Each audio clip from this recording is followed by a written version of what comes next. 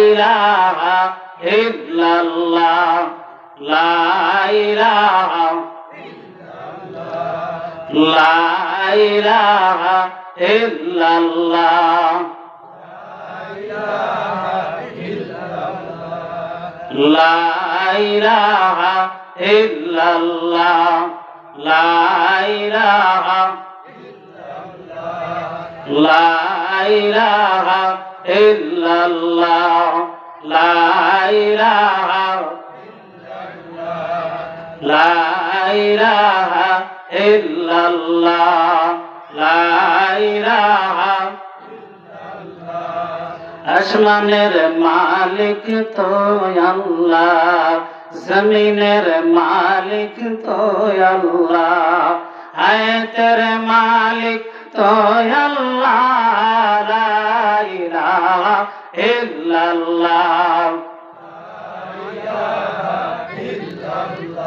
ও লা ইলাহা ইল্লাল্লাহ লা ইলাহা লা ইলাহা ইল্লাল্লাহ লা ইলাহা লা ইলাহা লা ইলাহা ইল্লাল্লাহ মুহাম্মাদুর রাসূলুল্লাহ সাল্লাল্লাহু আলাইহি ওয়াসাল্লাম। সকলে মহব্বতে বলি আলহামদুলিল্লাহ। মহান রব্বুল ইজ্জতের দরবারে শুকরিয়া জানাই, জালিসুর রহমান এই বেহেশতের বাগানে আসার বসার এবং কোরআনের তাফসীর শোনার তৌফিক দান করেছেন। সকলে আরেকবার বলি আলহামদুলিল্লাহ। আপনারা সকলে জান্নাতি বলেন আলহামদুলিল্লাহ। যারা এই মাহফিলে এসেছে বসেছে মাহফিল শুনতেছে সবাই জান্নাতি বলেন সুবহানাল্লাহ। শুধু তাই নয়, যারা যারা এখানে উপস্থিত হয়েছেন ওই সমস্ত ব্যক্তিদের পিতা মাতা আত্মীয় স্বজন যারা কবরবাসী প্রত্যেকের কবরের আযাব আল্লাহ তাআলা অটোমেটিকলি বন্ধ করে দিয়েছেন বলেন সুবহানাল্লাহ। যেই জায়গার মধ্যে যে এলাকার মধ্যে যে স্থানে বসে কালেমা তেলাওয়াত করা হয় ওই সমস্ত এলাকার কবরবাসী গুলোর কবরের আযাব আল্লাহ বন্ধ করে দেয় বলেন সুবহানাল্লাহ। কে বলতেছেন? বন্ধ করে দেয়। এখানে যখন কালেমা তেলাওয়াত করা হলো এই কালেমার শব্দটা আমার আল্লাহ আরশে আজিম থেকে শুনছে কি শুনছে না?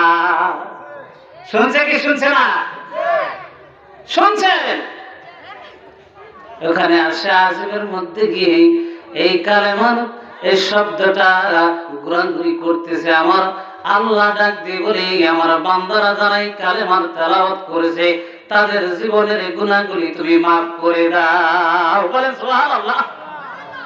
শুধু তাই নয়, যারা তেলাওয়াত করতেছে তার পিতা মাতার জিন্দেগির গুনাহগুলি মাফ করে দাও। এই কালেমা এমনি এমনি নেয়, এটার ওজন অনেক বেশি বলেন সুবহানাল্লাহ। যার কালেমার বয়ানে যাব না, আমি একটি সূরা তেলাওয়াত করব। পবিত্র কুরআনুল কারীমের মধ্যে আল্লাহ তাআলা একটি সূরা নাজিল করেছেন, সবচেয়ে ছোট সূরা, ছোট্ট একটি সূরা নাজিল করেছেন।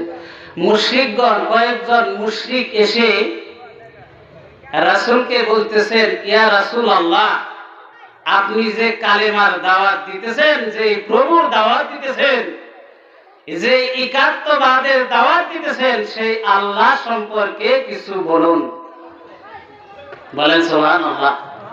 আল্লাহ রাসূল কি বলতে পারবে কি পারবে না? পারবে না। কে বলাইবে? আল্লাহ বলাবেন। আমার কথা একটু জবাব দিবেন, আমি খুশি হব, কারণ আমি শিক্ষক মানুষ তো জবাবটা পাইলে একটু খুশি হই। আল্লাহ তাআলা পবিত্র কুরআনুল কারীমের একটি সূরা নাযিল করে দেন।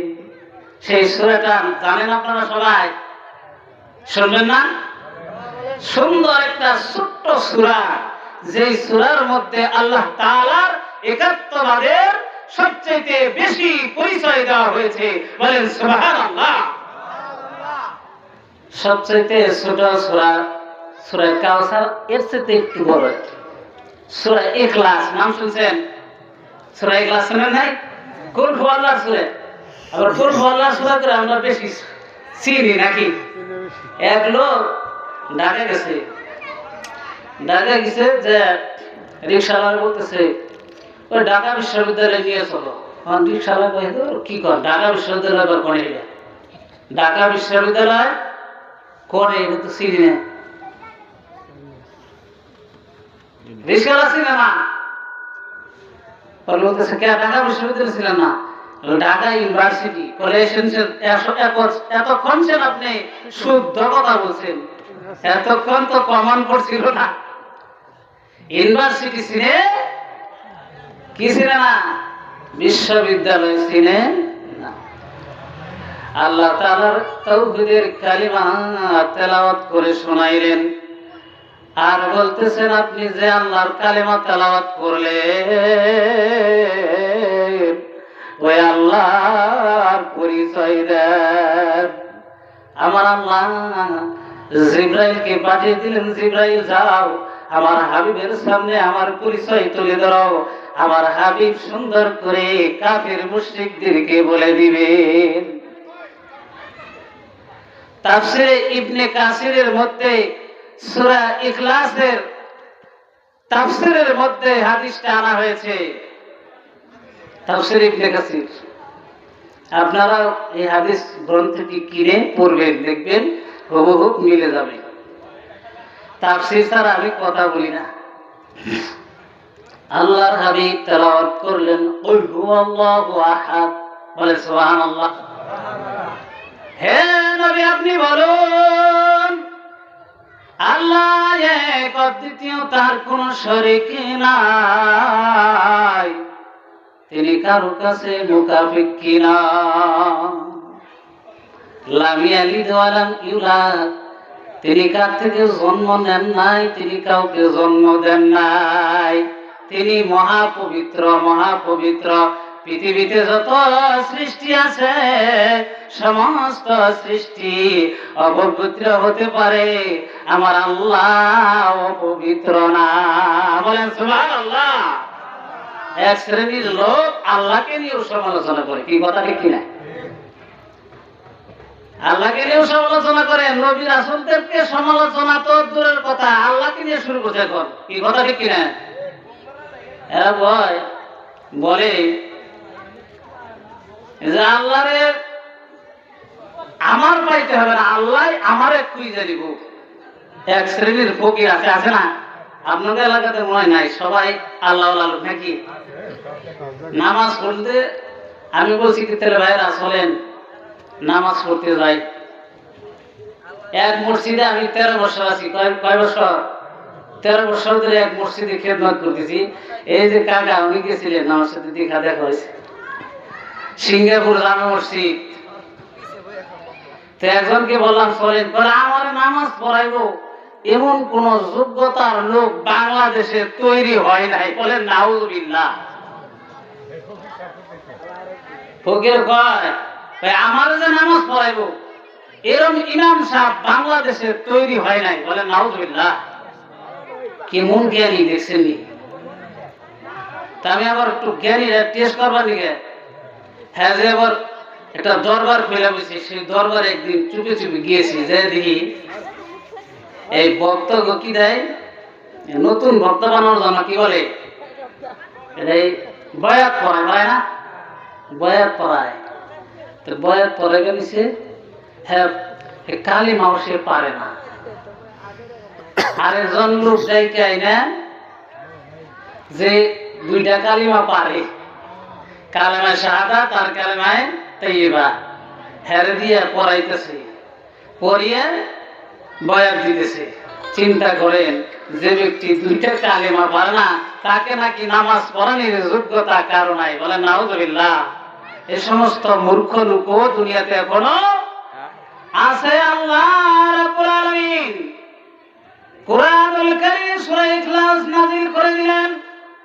আল্লাহর হাবিব সাইয়্যিদুল মুরসালিন রাহমাতুল লিল আলামিন সূরা ইখলাস সুন্দর করে তেলাওয়াত করে শোনাইলেন। তারা শুনল করে এত সুন্দর কথা জীবনে কোনোদিন শুনি নাই। ওই মজলিসে বৈশা বলতেছে, ইয়া রাসূলুল্লাহ, ইয়া হাবিবাল্লাহ, ইয়া রাহমাতুল লিল আলামিন, আমরা এখান থেকে আর উঠতে চাই না, আমাদেরকে কালেমা পড়াইয়া মুসলমান বানান। বলেন সুবহানাল্লাহ। লা ইলাহা ইল্লাল্লাহ, লা ইলাহা ইল্লাল্লাহ, লা ইলাহা, লা ইলাহা ইল্লাল্লাহ, লা ইলাহা ইল্লাল্লাহ, লা ইলাহা, লা ইলাহা ইল্লাল্লাহু মুহাম্মাদুর রাসূলুল্লাহ। এই সূরার ফজিলত কম না বেশি? অনেক বেশি। মসজিদে কুবা যারা হজে গেছেন তারা জানেন, দেখেছেন। মসজিদে কুবা আল্লাহর নবী একটা মসজিদ নির্মাণ করেছিলেন। মসজিদের নাম হলো মসজিদে কুবা।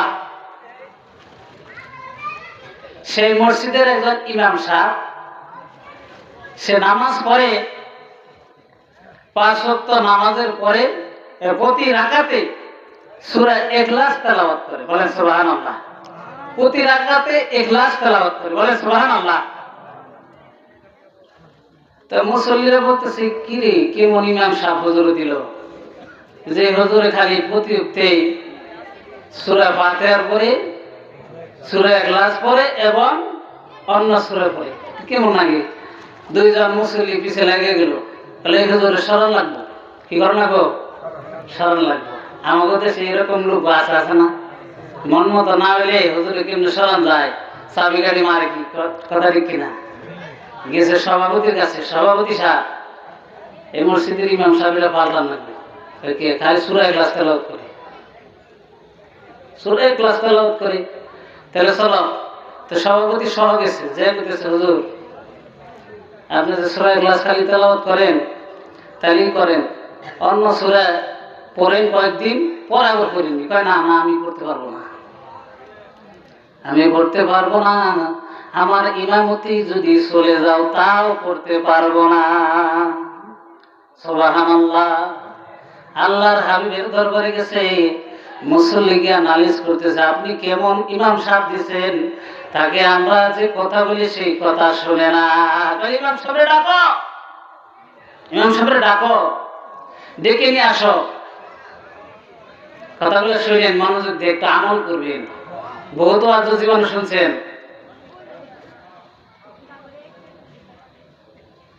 তো ইমাম সাহেব গেছে, যে বলতেছে, ইয়া রাসূলুল্লাহ, ইয়া হাবিবাল্লাহ, আমাকে ডাকছেন?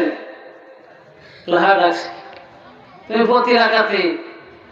প্রতি রাকাতে সূরা ফাতিহার পরে সূরা ইখলাস পড়ো। মুসল্লিরা আবদার বানাইছে, তুমি সূরা চেঞ্জ করে বলো, ইয়া রাসূলুল্লাহ, ইয়া হাবিবাল্লাহ, আমি আপনি যত কথা বলবেন সব মানবো, কিন্তু এই কথাটা আমি আমল থেকে সরাতে পারবো না। বলে, কে কি হয়েছে? আমি সূরাটাকে এত বেশি ভালোবাসি, এই সূরাটার কথা শুনলে পড়লে, এই সূরাটা যখন তেলাওয়াত করি, আমার আল্লাহর একাত্মতার কথা মনে পড়ে যায়, আমার আল্লাহর পরিচয় মনে পড়ে যায়। বলেন সুবহানাল্লাহ।